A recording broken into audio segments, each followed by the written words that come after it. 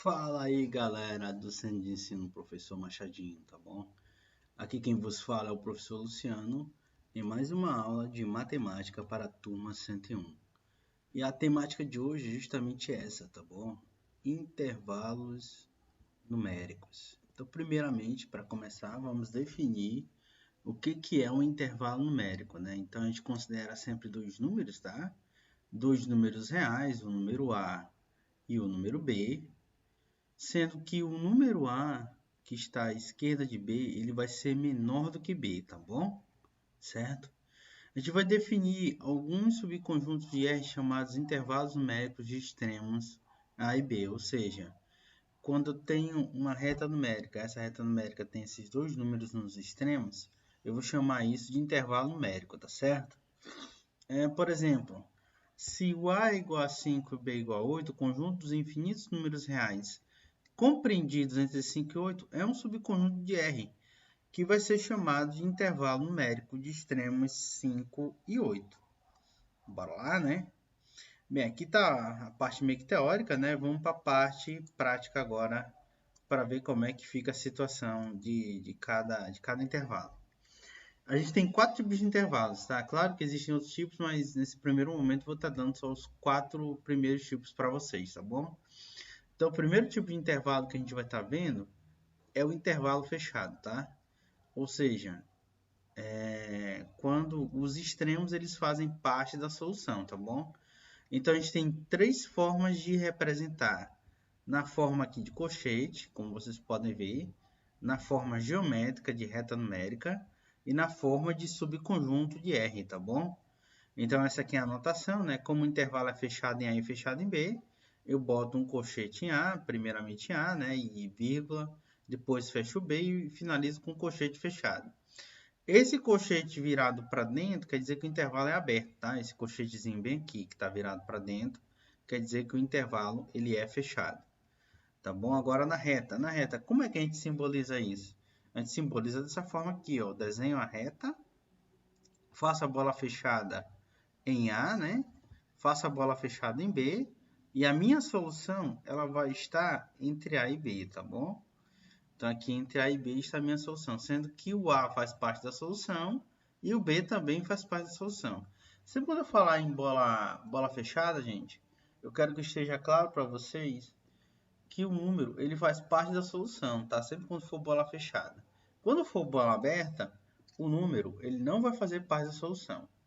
E aí, como vocês podem observar aqui, eu tenho outra maneira de representar que é na forma de subconjuntos, né? Essa conversinha que a gente já teve, né?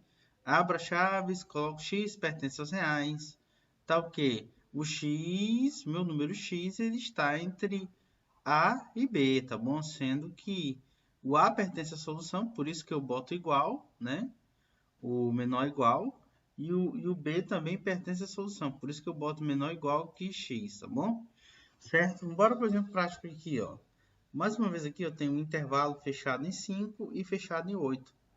Então eu boto aqui, ó, colchete virado para dentro 5,8, colchete virado para dentro também 8. Quer dizer que isso aqui é um intervalo fechado. Como eu estou falando para vocês, há três maneiras de se representar o intervalo: na forma de colchete, né? Na forma de reta e na forma de subconjunto. Vamos lá para a forma geométrica, ou seja, na forma da reta real. Eu vou botar bola fechada no 5, bola fechada no 8, e aqui eu vou estar fazendo a minha solução que está entre 5 e 8. Tá tudo bem? Beleza? Show de bola? E como ficaria subconjunto? X pertence aos R, está o que? X está entre 5, x é maior ou igual a 5 e x é menor ou igual a 8, tá bom? Certo? Esse foi um intervalo totalmente fechado. Aí para o intervalo aberto, o que vai mudar? No intervalo aberto, a única coisa que vai mudar é que a bola vai ser aberta, tá? Outra coisa, outro detalhe, esse colchete aqui, ele vai estar virado para fora. Então, toda vez que vocês observarem o colchete virado para fora, quer dizer que o intervalo é aberto, tá? Então, esse intervalo bem aqui, ó, ele é aberto em 5 e aberto em 8, tá? Outro detalhe, essa solução aqui, ó, eu coloco ela sempre bola aberta, tá? Por quê?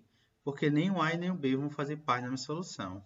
Como vocês podem observar aqui, bola aberta em 5 e bola aberta em 8. Quer dizer que nem o 5 nem o 8 fazem parte da solução. O que vai fazer parte da solução? Apenas os números que estão compreendidos entre 5 e 8, tá? Apenas os números que estão compreendidos entre o número real A e o número real B. E aí tem um detalhe, aqui eu não vou mais ter o igual, tá bom? Vou ter só o sinalzinho de menor e o sinalzinho de menor aqui também, tá bom? Então, x perto de reais está o quê? X é maior que 5 e x é menor que 8, tá bom? Ou seja, o x está entre 5 e 8, sendo que o 5 não faz parte da solução e nem o 8 faz parte da solução, tá certo? Bora lá, vamos que vamos. Estamos terminando. Mais dois quadrinhos para a gente terminar, tá bom?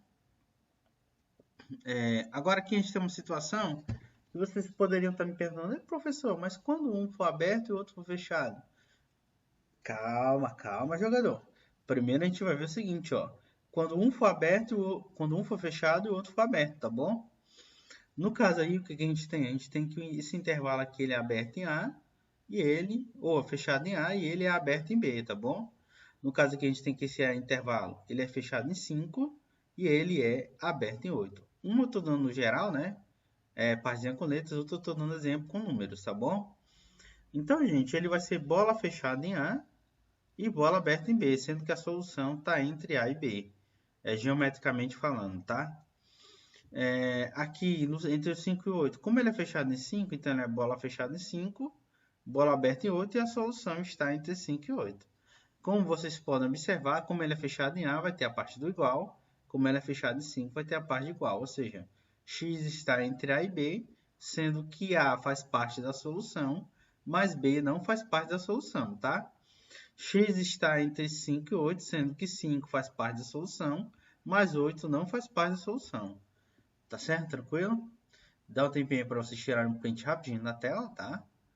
Você pode tirar um print da tela, tá esquecendo de fazer isso. E vamos passar para a próxima. Se estiver muito rápido, vocês vão me dizendo aí lá no grupo de WhatsApp, tá bom? Agora a gente vai ver quando o intervalo... Ih, aqui eu repeti, perdão, gente. Deixa eu ver aqui, tá no outro, né? Ah, tá aqui. Quando o intervalo ele é aberto à esquerda e fechado à direita, tá? Ou seja, o intervalo ele vai ser aberto no começo e ele vai ser fechado no final, tá bom? Mais uma vez, ó, colchete virado para fora é porque ele é aberto no começo e colchete virado para dentro porque ele é aberto no final. Ou seja, colchete virado para fora porque ele é aberto em 5, colchete virado para dentro porque ele é fechado em 8, tá? Aí na reta numérica fica aberto em A. Quando eu falo A e B, gente, é porque são números gerais, tá? Pode ser qualquer número, tá?